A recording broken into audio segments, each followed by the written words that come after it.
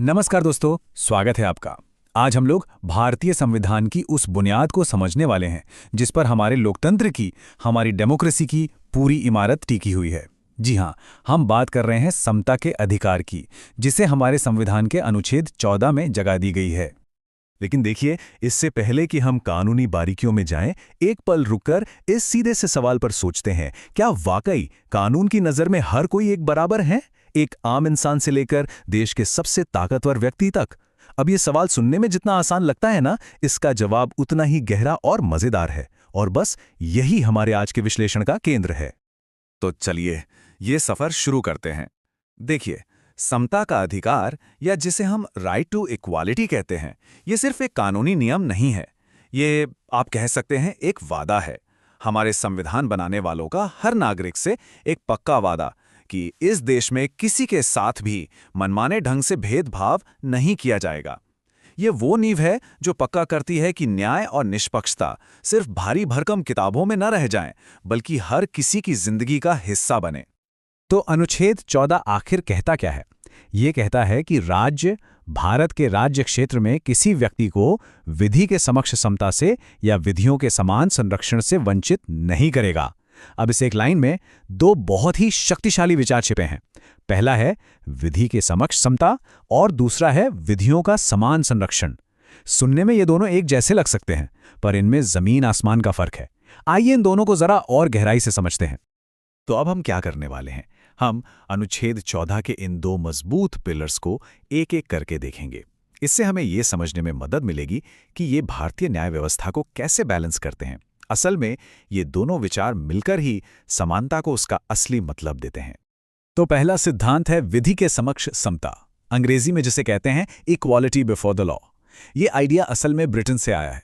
इसका सीधा सा मतलब ये है कि कानून सबसे ऊपर है और कोई भी व्यक्ति, चाहे वो प्रधानमंत्री हो, कोई बहुत बड़ा बिजनेसमैन हो या एक आम मजदूर, कोई भी कानून से ऊपर नहीं है। अगर जुर्म एक है तो सजा भी एक ही कानून के तहत मिलेगी। अब इसे नकारात्मक या नेगेटिव कॉन्सेप्ट इसलिए कहते हैं क्योंकि ये राज्य की शक्ति पर एक रोक लगाता है। ये राज्य को कहता है, देखो, तुम किसी को भी कोई खास छूट या स्पेशल ट्रीटमेंट नहीं दोगे। और अब आता है दूसरा सिद्धांत, विधि का समान संरक्षण, यानी equal protection of the laws. ये आइडिया अमेरिका से लिया गया है। ये क्या कहता है? ये कहता है कि जो लोग एक जैसी सिचुएशन में हैं, उन पर कानून भी एक जैसा ही लागू होगा। ये एक सकारात्मक या पॉजिटिव कॉन्सेप्ट है क्योंकि ये राज्य को एक काम करने के लिए कहता है, एक निर्देश देता है। ये कहता है, ये तुम्हारी जिम्मेदारी है कि तुम एक जैसे लोगों के लिए एक जैसे कानून बनाओ और उन्हें एक जैसा लागू भी करो। इसका मतलब ये भी है कि जो लोग अलग अलग हालात में हैं, उनके साथ जरूरत पड़ने पर अलग बर्ताव किया जा सकता है ताकि सच्ची बराबरी लाई जा सके। तो हमारे पास दो अलग अलग विचार हैं जिनकी जड़ें दो अलग अलग महान लोकतंत्रों में हैं। एक कहता है कि किसी को कोई स्पेशल फायदा मत दो और दूसरा कहता है कि एक जैसे लोगों के साथ एक जैसा व्यवहार करो। चलिए अब देखते हैं कि हमारे संविधान ने इन दोनों विचारों की इस दिलचस्प कहानी को कैसे एक साथ बुना है। जैसा कि हम यहाँ देख सकते हैं, एक तरफ ब्रिटेन का नेगेटिव सिद्धांत है जो राज्य की शक्ति को लिमिट करता है, और दूसरी तरफ अमेरिका का पॉजिटिव सिद्धांत है जो राज्य को एक जिम्मेदारी देता है। हमारे संविधान बनाने वालों ने, आप कह सकते हैं, बहुत ही कमाल की दूरदर्शिता दिखाते हुए इन दोनों को अपना लिया। उन्होंने महसूस किया कि सच्ची समानता के लिए हमें न केवल स्पेशल ट्रीटमेंट को रोकना होगा, बल्कि ये भी पक्का करना होगा कि एक जैसे हालात में एक जैसा व्यवहार हो। यही कॉम्बिनेशन अनुच्छेद 14 को इतना मजबूत और बैलेंस्ड बनाता है। अच्छा, अब एक बहुत बड़ा सवाल उठता है। अगर कानून के सामने सब बराबर हैं, तो फिर हमारे ही संविधान में कुछ लोगों को विशेष छूट या इम्यूनिटीज क्यों दी गई हैं? ये तो समानता के सिद्धांत के खिलाफ लगता है ना? पर यह एक बहुत जरूरी सवाल है और इसका जवाब हमें विधि के समान संरक्षण की गहराई में ही मिलता है।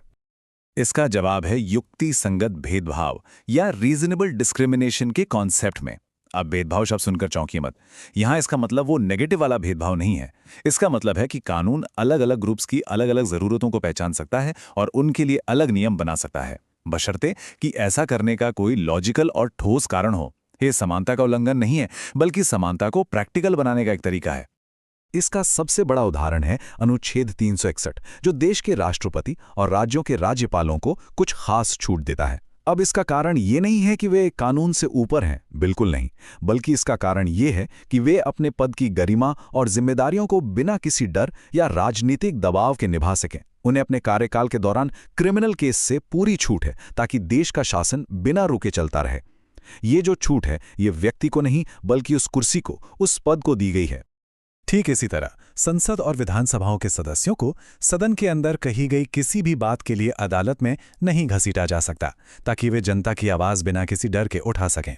विदेशी राजनयिकों को अंतर्राष्ट्रीय संधियों के तहत छूट मिलती है, जिसे हम डिप्लोमैटिक इम्यूनिटी कहते हैं। मतलब ये सभी अपवाद मनमाने नहीं हैं, बल्कि इनके पीछे देश का शासन, अंतर्राष्ट्रीय संबंध और लोकतंत्र को मजबूत करने जैसे लॉजिकल कारण हैं। तो इन सभी सिद्धांतों और उनके अपवादों को समझने के बाद अब हम इस पूरी चर्चा को समेटते हैं और ये समझने की कोशिश करते हैं कि हमारे संविधान के लिए समानता का असली प्रैक्टिकल मतलब क्या है। तो सबसे जरूरी बात यह है कि समानता का मतलब आंख बंद करके सबके साथ एक जैसा व्यवहार करना नहीं है। आप ही सोचिए, एक डॉक्टर और एक इंजीनियर पर एक ही तरह के प्रोफेशनल नियम लागू नहीं किए जा सकते हैं ना। समानता का असली मतलब है मनमाने भेदभाव का अभाव। मतलब राज्य जब भी अलग अलग लोगों के साथ अलग व्यवहार करे तो उसके पास इसका एक जायज और तर्कसंगत कारण होना चाहिए। भेदभाव का आधार मनमाना या बेतुका नहीं हो सकता। तो निचोड़ ये है कि अनुच्छेद 14 एक तराजू के दो पड़लों की तरह काम करता है। एक पड़ले पर है विधि के समक्ष समता, जो राज्य को तानाशाह होने से रोकता है और ये पक्का करता है कि कोई भी कानून का राजा न बन बैठे। और दूसरे पड़ले पर है विधि का समान संरक्षण, जो राज्य को समाज की जरूरतों के हिसाब से लॉजिकल कानून बनाने और एक असरदार शासन चलाने की इजाजत देता है। तो हम आपको इसी गहरे सवाल के साथ छोड़े जा रहे हैं। एक आदर्श समाज में समानता के महान सिद्धांत और अच्छे शासन के लिए जरूरी कुछ विशेषाधिकारों के बीच यह नाजुक और महत्वपूर्ण संतुलन आखिर कैसे बनाया और कायम रखा जा सकता है, इस पर जरूर सोचिएगा। वीडियो पसंद आया तो वीडियो को लाइक करें, ज्यादा से ज्यादा शेयर करें और चैनल को सब्सक्राइब करें। मिलते हैं ऐसे ही अगले वीडियो में।